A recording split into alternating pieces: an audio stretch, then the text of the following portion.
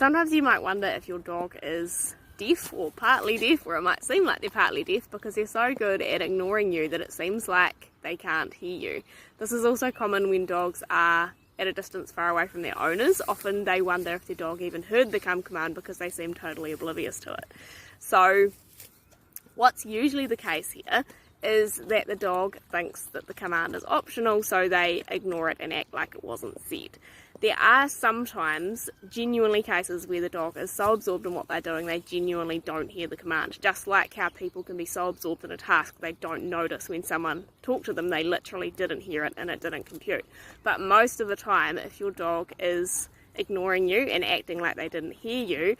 it's usually not because they didn't hear you, it's because the way that you've taught them the command means that they think that it's optional and they don't have to do it, especially if they're at a long distance, because they are probably used to ignoring you in that scenario and getting away with it, and so they think, especially in that scenario when there's a big distance between you and them, your commands don't mean much because you haven't taught them that they mean much. So it's usually just that you need to teach your dog that your commands are non-negotiable, not that they have a hearing problem.